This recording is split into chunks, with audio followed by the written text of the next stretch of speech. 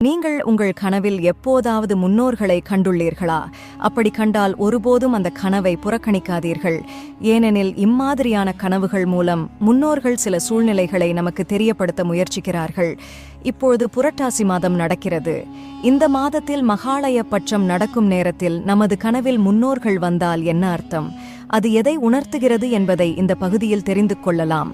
நண்பர்களே, ஒருமுறை தேவரிஷி நாரதர் பகவான் கிருஷ்ணரை சந்திப்பதற்காக துவாரகா வந்திருந்தார்.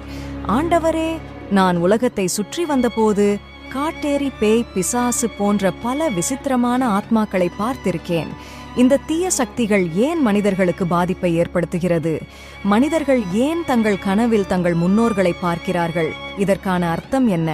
இறந்தவர்கள் கனவில் தோன்றுவதால் மனிதர்களுக்கு என்ன மாதிரியான பலன்கள் கிடைக்கும் என்பதை போன்ற பல கேள்விகளை எழுப்புகிறார்.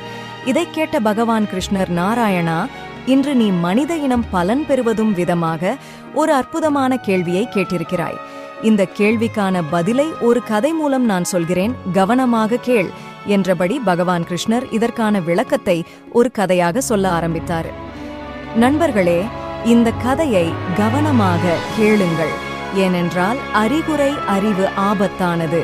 வீடியோவை பார்ப்பதற்கு முன் சேனலுக்கு நீங்க புதுசா இருந்தீங்கன்னா முதல் வேலையாக எங்களோட சேனலை சப்ஸ்கிரைப் செய்யுங்கள். அப்புறம் மறக்காம கீழே கமெண்ட் பாக்ஸ்ல ஜெய் கிருஷ்ணா, ஜெய் மகாலட்சுமி என்று எழுதுங்கள். முன்பொரு சமயம் மத்திய தேசத்தில் ஒரு அழகிய நகரம் இருந்தது. அங்கு தர்மன் என்ற வியாபாரி தன் 4 சகோதரர்களோடு வசித்து வந்தான்.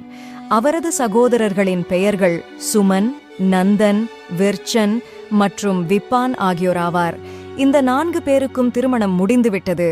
ஆனால் அவர்கள் கூட்டு குடும்பமாக ஒன்றாகத்தான் வாழ்ந்து வந்தார்கள். இந்த சகோதரர்கள் மிகவும் கடின உழைப்பாளிகள். ஒற்றுமையுடன் தங்கள் வாழ்க்கையை நடத்தி வந்தனர். கடவுளின் கிருபையால் எதற்கும் குறைவில்லை. அவர்கள் ஒரு மகிழ்ச்சியான வாழ்க்கையை வாழ்ந்து வந்தார்கள். தர்மன் விவசாயம் செய்ய மற்ற 3 சகோதரர்கள் அந்த பொருட்களை சந்தைகளில் விற்று அதன் மூலம் கொள்ளை லாபம் சம்பாதித்து வந்தார்கள். தாங்களே விவசாயம் செய்து அந்த பொருட்களை விற்பனையும் செய்து வந்ததால் அவர்களுக்கு விவசாயத்தில் நல்ல லாபம் கிடைத்தது. தர்மனின் முன்னோர்கள் தானம் செய்வதில் வல்லவர்கள். பணம் சம்பாதித்ததோடு தங்கள் பிள்ளைகளுக்கு புண்ணியத்தையும் சேர்த்து வைத்தார்கள். அவர்கள் யாகம், ஹவனம் போன்ற மத நிகழ்வுகளில் ஈடுபட்டு ஏழைகளுக்கு உதவி செய்தவர்கள். ஆனால் தருமனின் பேரில்தான் தர்மம் இருக்கிறதே தவிர அவன் மகா கஞ்சன். அவன் கஞ்சத்தனமான குணம் கொண்டவனாக இருந்தான். அவனுடைய முன்னோர்களின் சேவைகளை தொடராமல் தொழிலை மேற்கொண்டு லாபகரமாக நடத்துவதில் மட்டுமே கவனம் செலுத்தி வந்தான். முன்னோர்கள் கோவில்களுக்கு வேண்டிய உதவிகளை செய்து வந்தனர். ஏழைகளுக்கு உடை மற்றும் உணவு தானம் செய்து வந்தனர். ஆனால் தர்மன் இதை தொடரவில்லை. அவன் சம்பாதித்த பணத்தை கொண்டு தர்ம காரியங்களை செய்யாமல் தன்னுடைய செல்வத்தை குவிப்பதில் மட்டுமே கவனம் செலுத்தி வந்தான். தர்மனும் அவனது சகோதரர்களும் எந்தவிதமான தானமும் செய்யாததால் அவனது முன்னோர்கள் மிகுந்த வருத்தமும் கோபமும் அடைந்தனர். ஒருமுறை பித்ருபக்ஷத்தின் போது தர்மனின் முன்னோர்கள் அனைவரும் தங்கள் சந்ததிகளை தேடி வந்தனர். தங்கள் வாரிகள் தங்களுக்காக ஸ்ராத்தம் மற்றும் தர்ப்பணம் செய்வார்கள் என்று எதிர்பார்த்தனர். ஆனால் தர்மனும் அவரது மகன்களும் முன்னோர்களுக்காக ஸ்ராத்தம், தர்ப்பணம் அல்லது பிரசாதம் செய்து பசித்தவர்களுக்கு உணவளிக்கவில்லை. இந்த அக்கிரமத்தை பார்த்து தர்மனின் முன்னோர்கள் மிகுந்த சோகத்தில் மூழ்கினர். தங்களது மகனின் நடத்தை அவர்கள் மனதில் பல கேள்விகளை எழுப்பியது. அவனது செயலால் முன்னோர்கள் பித்ரு உலகத்தில் மகிழ்ச்சியற்ற நிலையில் இருந்தனர். தர்மன் தொடர்ந்து பணம் சம்பாதிக்கும் பேராசையில் வாழ்ந்து வந்தான். அவர் தனது முன்னோர்களுக்குரிய வழிபாட்டு முறைகளை முற்றிலும் மறந்துவிட்டார். இதனால் அவரது முன்னோர்களின் ஆன்மாக்கள் மிகுந்த அதிருப்தியுடன் இருந்தன. ஒரு நாள் தர்மனின் முன்னோர்கள் தங்கள் மகன்களின் நடத்தையில் மிகவும் அதிருப்தி அடைந்து அதை பற்றி மற்றவருடன் விவாதிக்கத் தொடங்கினர். இது நமது குடும்பத்தின் பெரிய துரதிர்ஷ்டம். எப்படி நமது சந்ததிகள் இவ்வளவு சுயநலவாதிகளாக மாறிவிட்டனர்? கண்டிப்பாக அவர்களை நல்வழிப்படுத்த வேண்டும் என்று தங்களுக்குள் பேசிக்கொண்டனர். அதன் பிறகு யமதர்மனிடம் இது குறித்து முறையிட்டார்கள். ஓ தர்மராஜரே, எங்கள் வாரிசுகளால் நாங்கள் மிகுந்த இன்னலுக்கு ஆளாகிறோம். அவர்கள் எங்களுக்கு ஸ்ரத்தா செய்வதில்லை, தர்மத்தையும் பின்பற்றுவதில்லை. அவர்களின் அசிங்கமான நடத்தையால் நாங்கள் பெரும் துயரத்தை அனுபவிக்கிறோம். எங்களால் முக்தியடைய முடியவில்லை. எங்கள் பிள்ளைகளை சந்தித்து அவர்களிடம் தமது கடமைகளை சொல்லி வேதங்களில் கூறிய தர்ம வழிகளை எடுத்துச் சொல்ல விரும்புகிறோம். சுவாமி தயவு செய்து இதற்கு அனுமதி தர முடியுமா என்று கேட்டனர். இதை கேட்ட யமதர்மன், மகாத்மாக்களே, உங்கள் மகன்களை நேரடியாக சந்திக்க முடியாது. ஆனால் கனவுகள் மூலம் அவர்களுக்கு குறிப்புகள் மற்றும் சமிக்ஞைகளை வழங்க முடியும். இதன் மூலம் உங்கள் வருத்தங்களை அவர்களுக்கு தெரியப்படுத்தலாம் என்று ஆலோசனை கூறினார். முன்னோர்கள் யமதர்மனின் கருத்தை ஒப்புக்கொண்டு தங்கள் மகன்களின் கனவுகளில் தோன்றி அவர்களுக்கு தேவையான சமிக்ஞைகளை தர முடிவு செய்தார்கள்.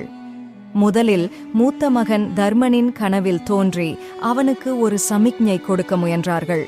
ஆனால் தர்மன் கனவில் வந்த சமிக்ஞைகளை மறுநாளே மறந்துவிட்டான். அதனால் முன்னோர்களின் முயற்சிகள் தோல்வியடைந்தன. அவர்கள் மிகுந்த ஏமாற்றத்தை அடைந்தனர். பின்னர் மற்ற மகன்களின் கனவுகளிலும் தோன்றி அவர்களுக்கும் பல்வேறு சமிக்ஞைகளை வழங்கினார்கள். ஆனால் மற்ற பிள்ளைகளும் அந்த அடையாளங்களை பின்பற்றவில்லை. அவர்களும் முன்னோர்களை புறக்கணித்தனர். இதனால் முன்னோர்கள் மிகுந்த வருத்தத்துடன் கலங்கினர். அவர்கள் கொடுத்த எந்த அறிகுறிகளும் மகன்களால் புரிந்து கொள்ளப்படவில்லை. தர்மன் பேராசையில் மூழ்கி பணம் சம்பாதிக்க வேண்டும் என்ற ஒரே ஆசையில் ஓடிக்கொண்டிருந்தான். அவனது முன்னோர்களால் கனவில் தரப்பட்ட தெய்வீக சமிக்ஞைகளின் முக்கியத்துவத்தை அவன் சரியாக கவனிக்கவில்லை. எனவே பித்ருக்களின் சாபத்திற்கு ஆளாக நேரிட்டது.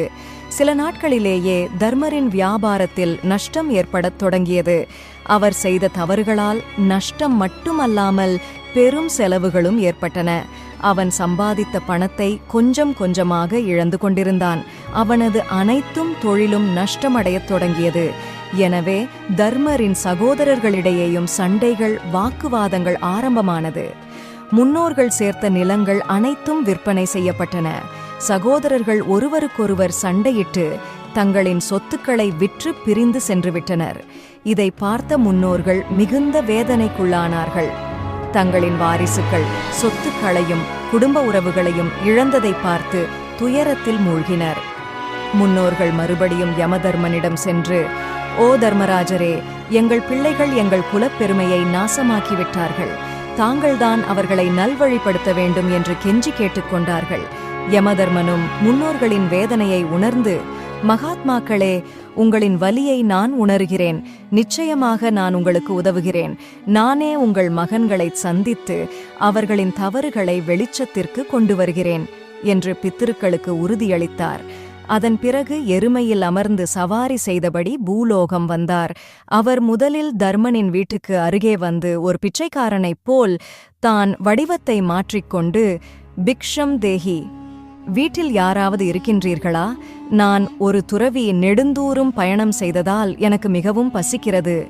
தயவு செய்து சாப்பிட ஏதாவது கிடைக்குமா என்று கெஞ்சி கேட்டார். அந்த நேரத்தில் தர்மனின் மனைவி சுனந்தா வீட்டிற்கு வெளியே வந்து துறவியை வரவேற்கிறார். அப்போது அந்த துறவி தேவி, நான் மிகவும் பசியாக இருக்கிறேன், சாப்பிட ஏதாவது கிடைக்குமா என்று பணிவோடு கேட்டார். அதற்கு சுனந்தா, சாது அவர்களே, சற்று பொறுத்திருங்கள், நான் உங்களுக்காக உணவு கொண்டு வருகிறேன் என்று சொல்லி உள்ளே சென்றாள்.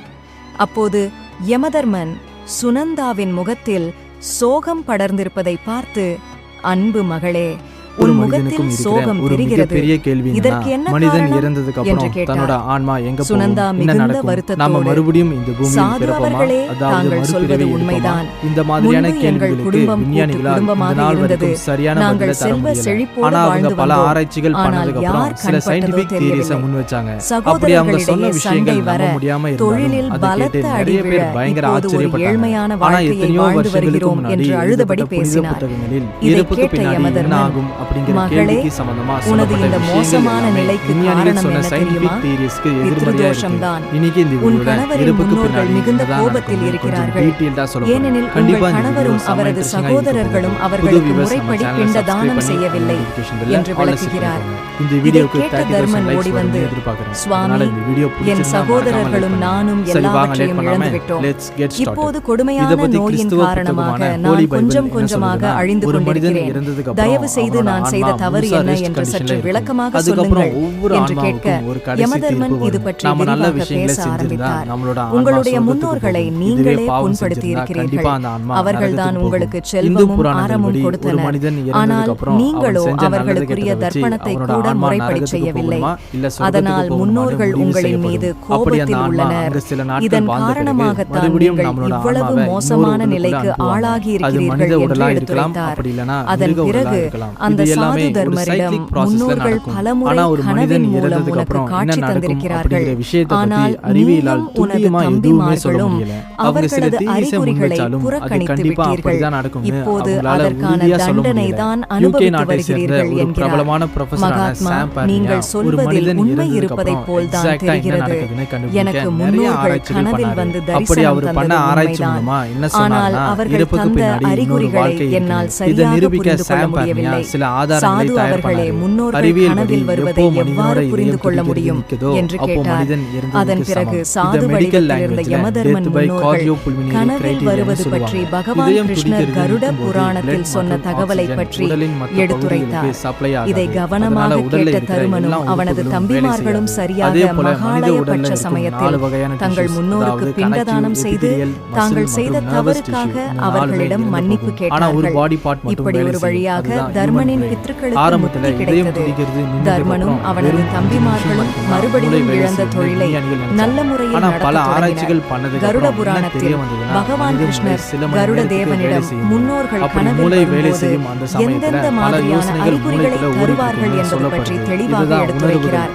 அதை பற்றி இப்போது நாம் தெளிவாக தெரிந்து கொள்ளலாம். இந்த பித்ருபட்ச காலத்தில் நம் முன்னோர்கள் பித்ரு லோகத்தில் இருந்து பூமிக்கு வருவதாக கூறப்படுகிறது. இந்த பித்ருபட்ச காலத்தில் முன்னோர்கள் கனவில் வந்தால் அதை அலட்சியப்படுத்தாமல் அதன் அர்த்தம் என்னவென்பதை தெரிந்து கொள்ள முயற்சி செய்யுங்கள். சாஸ்திரங்களின்படி பித்ருக்கள் நமது குடும்பத்தின் பாதுகாப்பு கவசமாக கருதப்படுகிறார்கள். அவர்களின் ஆசி இல்லாமல் வாழ்க்கையில் வளமும் அமைதியும் பெற முடியாது. பகவான் கிருஷ்ணரின் கூற்றுப்படி யார் ஒருவர் பிதாக்களை மகிழ்விக்கின்றார்களோ அவர்களது வாழ்க்கையில் ஒருபோதும் வறுமையோ அல்லது துக்கமோ வராது. பித்ருக்களின் ஆசீர்வாதம் ஒருவருக்கு இருந்தால் அவர்கள் கண்டிப்பாக வாழ்க்கையில் வெற்றி பெறுவார்கள். அவருக்கு இந்த பிறவியில் புகழ், மரியாதை, கீர்த்தி என்று அனைத்துமே கிடைக்கும். பித்ருக்களை மகிழ்விக்க தர்ப்பணம், பிண்டம், ஸ்ராத்தம் போன்றவற்றை செய்ய வேண்டும். கருட புராணத்தில் பகவான் கிருஷ்ணர் பித்ருக்கள் பற்றி பல முக்கியமான தகவலை தெரிவித்துள்ளார். மரணத்திற்கு பிறகு நல்லொழுக்கம் இருக்கும் ஆண் மக்கள் சொர்க்கத்திற்கு செல்கின்றனர். பாவ ஆத்மாக்கள் நரகத்திற்கு செல்கின்றன. ஆனால் சில ஆத்மாக்கள் பிரேத யோனியில் சிக்கிக் கொள்கிறது. குறிப்பாக தற்செயலான மரணம், விபத்து, தற்கொலை செய்து கொள்ளும் ஆத்மாக்கள், அகால மரணம் அடையும் ஆத்மாக்களுக்கு சொர்க்கத்திலோ நரகத்திலோ இடம் கிடைக்காது. இவர்கள் பிரேத யோனியில் சிக்கிக் கொள்வார்கள். இந்த ஆத்மாக்கள் தங்கள் குடும்பங்களை, வம்சத்தை துன்பப்படுகின்ற இவர்கள் மன நிம்மதி இல்லாமல் அலைந்து திரிகின்றனர். இவர்களுக்கு பித்ரு சாந்தி போன்ற சடங்குகளை செய்வதன் மூலமாக மன அமைதி கிடைக்கும் என்று பகவான் கிருஷ்ணர் கூறுகிறார். மகாலய பட்ச அமாவாசை திதியில் இறந்த முன்னோர்கள் அனைவருக்கும் தர்ப்பணம், பிண்டம், ஸ்ராத்தம் போன்றவை செய்யும் போது இந்த ஆத்மாக்களுக்கு பிரேத யோனியிலிருந்து முக்தி கிடைக்கும். கருட புராணத்தின்படி பித்ருக்களுக்கு செய்ய வேண்டிய பூஜைகள் மற்றும் சடங்குகளை செய்யாத வீடுகளில் தாங்கள் நிம்மதியின்றி அழைவதை காட்டுவதற்காக துன்பங்களை அனுபவிப்பார்கள். முறைப்படி பித்ரு தர்ப்பணம் செய்யாத வீடுகளில் பல வகையான நெருக்கடிகள் மற்றும் பிரச்சனைகள் நடக்கும். குறிப்பாக அவர்களின் ஆவிகள் வீட்டில் வலிமையுடன் அமர்ந்து பிரேதாத்மாவாக குடும்பத்தினரை துன்புறுத்துவார்கள். பகவான் கிருஷ்ணரின் கூற்றுப்படி மகாலய பட்ச சமயத்தில் நம் முன்னோர்கள் ஒரு சில அறிகுறிகளை கனவின் மூலம் நமக்கு உணர்த்துவார்கள். இது மிகவும் முக்கியமான அறிகுறி. ஏனெனில் இது போன்ற கனவுகள் அவர்களின் மனநிலையை வெளிப்படுத்துகிறது. அவர்கள் மகிழ்ச்சியாக இருக்கிறார்களா அல்லது கோபமாக இருக்கிறார்களா என்பதை உணர்த்துகிறது. எனவே இது போன்ற கனவுகளை ஒருபோதும் நாம் அலட்சியப்படுத்தக்கூடாது. இந்த அறிகுறிகளை கவனமாக பார்த்து பித்ருக்களின் தேவைகளை புரிந்து கொள்ளலாம். அதற்கு தகுந்தபடி பித்ரு சடங்குகளை செய்யும் போது முன்னோர்களின் ஆசீர்வாதத்தை நம்மால் பெற முடியும். முதலாம் முதலாவது அறிகுறி பசி மற்றும் தாகம். ஒருவர் தனது மூதாதையர்களை பசி மற்றும் தாகத்துடன் கனவில் பார்த்தால் பித்ருக்கள் இப்போது பிரேத யோனியில் சிக்கிக் கொண்டதை உணர்த்துகிறது. அவர்களுக்கு செய்ய வேண்டிய தர்ப்பணம் பின்றதானம் போன்றவற்றை முறைப்படி செய்யாத காரணத்தால் தான் அவர்கள் உங்கள் கனவில் வந்து நாங்கள் மகிழ்ச்சியாக இல்லை என்பதை எச்சரிக்கை செய்கிறார்கள். இது போன்ற சடங்குகளை நீங்கள் செய்யாதவரை அவர்களுக்கு முக்தி கிடைக்காது. எனவே கனவின் மூலமாக தங்கள் கஷ்டங்களை உங்களுக்கு எடுத்துரைக்கிறார்கள். பித்ருக்கள் கனவுகளில் சங்கிலிகளில் கட்டப்பட்டு தோன்றினால் இது அவர்களின் நிலை குறித்து ஒரு முக்கியமான அறிகுறியாக கருதப்படுகிறது. அவர்களுக்கு செய்ய வேண்டிய சடங்கு முறைகளை முறைப்படி செய்யவில்லை என்பதை இந்த கனவுகள் உணர்த்துகிறது. பித்ருக்களுக்கு தேவையான பூஜைகள், தர்ப்பணம் மற்றும் பிற தர்ம செயல்களை செய்யாத போது அவர்கள் மகிழ்ச்சியற்ற நிலையில் இருப்பார்கள். பித்ருக்கள் உங்கள் கனவுகளில் கிழிந்த அழுக்கு ஆடைகளோடு தோன்றினால் அவர்கள் மிகவும் துன்பப்படுகிறார்கள் என்பதற்கான முக்கிய அறிகுறி என்று பகவான் கிருஷ்ணர் கருடதேவனிடம் விளக்கியிருக்கிறார். பித்ருக்கள் முக்தி அடைய தடையாக இருக்கிறது என்பதை இது உணர்த்துகிறது. இது போன்ற கனவுகள் வரும்போது உடனடியாக பிண்டதானம் மற்றும் தர்ப்பணங்களை செய்ய வேண்டும். உங்கள் இறந்த மூதாதையர்கள் உங்களிடமிருந்து ஏதாவது கேட்பதை கண்டால் அவர்களது ஆசை இன்னும் நிறைவேறவில்லை என்பதற்கான அறிகுறியாகும். இது போன்ற கனவுகள் வரும்போது மூதாதையர் எந்த பொருளை கேட்கிறார் என்பதில் நாம் கவனம் செலுத்த வேண்டும். பித்ருக்கள் கனவில் நம்மிடம் கேட்கும் பொருளை தானம் செய்வது உண்மையில் நல்ல பலன்களை தரும். நம் முன்னோர்களின் நிறைவேறாத ஆசைகளை நிறைவேற்றும் போது அவர்களது ஆத்மாவிற்கு மூர்த்தி கிடைக்கிறது. இறந்த மூதாதையர் அந்த நபரின் தலையில் கையை திருப்புவதை கண்டால் அது மிகவும் நல்ல அறிகுறியாகும். இதன் பொருள் மூதாதையர் அந்த நபரின் செயலால் மிகவும் மகிழ்ச்சி அடைகிறார், அவரை ஆசீர்வதிக்கிறார் என்று அர்த்தம். இத்தகைய கனவுகள் ஒரு நபரின் வாழ்க்கையில் ஏதேனும் நல்லது நடக்கப் போகிறது என்பதையும் மூதாதையர்களின் பாதுகாப்பு எப்போதும் அவருடன் இருப்பதையும் உணர்த்துகிறது. பகவான் கிருஷ்ணரின் கூற்றுப்படி மகாலய பக்ஷத்தின் போது உங்கள் முன்னோர்கள் உங்கள் கனவில் வந்து உங்களை நோக்கி கைகளை நீட்டினால் அத்தகைய கனவு மிகவும் மங்களகரமானதாக கருதப்படுகிறது. இந்த கனவு அவர்கள் உங்களுக்கு உதவ விரும்புகிறார்கள் என்பதாகும். முன்னோர்களின் அருளால் உங்கள் பிரச்சனைகளில் இருந்து விரைவில் விடுபடுவீர்கள் என்பதை குறிக்கிறது. இது போன்ற கனவுகள் மிகவும் புனிதமாக கருதப்படுகின்றன. ஏனெனில் பித்ருக்கள் உங்களுடன் இருக்கிறார்கள். அவர்கள் உங்கள் வாழ்க்கையில் எப்போதும் அமைதியையும் நலனையும் தருவார்கள் என்பதை குறிக்கிறது. உங்கள் கனவில் உங்கள் முன்னோர்கள் உங்களுடன் பேசுவதை கண்டால் அது மிகவும் நல்ல அறிகுறியாகும். இந்த கனவை பார்ப்பது எதிர்காலத்தில் நீங்கள் பெரிய வெற்றியை பெறப்போகிறீர்கள் என்று அர்த்தம். உங்கள் கனவின் தலைக்கு அருகே உங்கள் முன்னோர்கள் நிற்பதை கண்டால் உங்கள் வாழ்வில் உள்ள பிரச்சனைகள் விரைவில் முடிவுக்கு வரும் என்று அர்த்தம். பகவான் கிருஷ்ணன் கூற்றுப்படி உங்கள் கனவில் உங்களின் மூதாதையர் சில நொடிகளில் வந்து மறைந்துவிட்டால் நீங்கள் சில பிரச்சனைகளில் சிக்கவிருப்பதை குறிக்கிறது. எனவே அதை எதிர்த்து போராட உங்களை தயார்படுத்திக் கொள்ள வேண்டும் என்றும் அது அறிவுறுத்துகிறது. இது போன்ற கனவுகள் உங்களுக்கு வரும்போது தாமதிக்காமல் பித்ருக்களுக்கு பிண்டதானம் செய்ய வேண்டும். சடங்குகள் சரியான முறையில் செய்யப்பட்டால் மூதாதையர்கள் மகிழ்ச்சி அடைந்து தங்கள் குடும்பத்தினருக்கு ஆசீர்வாதங்களையும் நலன்களையும் வழங்குவார்கள். முன்னோர்கள் ஆழ்வதை கனவில் காண்பது மிகவும் அசுபமாக கருதப்படுகிறது. இந்த கனவு நீங்கள் விரைவில் சில பெரிய பிரச்சனைகளை சந்திக்க நேரிடும் என்பதை குறிக்கிறது. அந்த நெருக்கடியை கண்டு உங்கள் மூதாதையர் வருத்தப்படுகிறார். இது போன்ற கனவுகள் வரும்போது நாம் மிகவும் எச்சரிக்கையாக இருக்க வேண்டும். கடவுள் பக்தியில் மனம் வைக்க வேண்டும். பித்ருக்கள் கனவில் ஆரோக்கியமாக மகிழ்ச்சியுடன் இருப்பது மிகவும் நல்ல அறிகுறியாக கருதப்படுகிறது. இத்தகைய கனவுகள் உங்கள் பிதாக்கள் உங்களை ஆசீர்வதிக்கிறார் என்பதற்கான அடையாளமாகும். இது உங்கள் வாழ்க்கையில் மகிழ்ச்சி, அமைதி மற்றும் செழுமையை குறிக்கிறது. உங்கள் முன்னோர்கள் கோபமாக இருந்தால் மகாலய அமாவாசை அன்று நீராடிவிட்டு உங்கள் முன்னோர்களுக்கு தண்ணீர், வெள்ளை பூக்கள் மற்றும் கருப்பு எள்ளினால் செய்யப்பட்ட உணவை கொண்டு தர்ப்பணம் செய்யுங்கள். இதனால் உங்களின் முன்னோர்கள் திருப்தி அடைந்து ஆசி வழங்குவார்கள் என்பது நம்பிக்கை. அப்படி அன்றைய தினம் தர்ப்பணம் செய்யவில்லை என்றால் அது முன்னோர்களை சென்றடையாது. அத்தகைய சூழ்நிலையில் உங்கள் முன்னோர்கள் திருப்தியற்றவர்களாகவும் கோபமாகவும் இருப்பார்களாம். பித்ருதோஷத்திலிருந்து விடுதலை பெற மகாலய அமாவாசை தினத்தில் செய்ய வேண்டும். அன்னதானம் செய்வதன் மூலம் முன்னோர்கள் திருப்தி அடைந்து ஆசி வழங்குவார்கள். அவர்களின் மகிழ்ச்சி உங்கள் முன்னேற்றத்திற்கு வழிவகுக்கும். என்று சாஸ்திரங்கள் கூறுகின்றன. கருட புராணத்தின்படி அமாவாசை நாளில் முன்னோர்களை மகிழ்விக்க அவர்களின் பேரில் பசுவை தானம் செய்யலாம். பசுவை தானம் செய்வதன் மூலம் முன்னோர்கள் வைதரணி நதியை கடக்கிறார்கள். அவர்கள் துன்பத்திலிருந்து விடுபடுகிறார்கள். நண்பர்களே, இந்த வீடியோ உங்களுக்கு பிடித்திருந்தால் லைக் பண்ணுங்க. இந்த வீடியோ தொடர்பான உங்களுடைய கருத்துக்களை அவசியம் கீழே கமெண்ட் பாக்ஸ்ல தெரியப்படுத்துங்க. அப்புறம் மறக்காம ஜெய் கிருஷ்ணா என்று கீழே எழுதுங்கள்.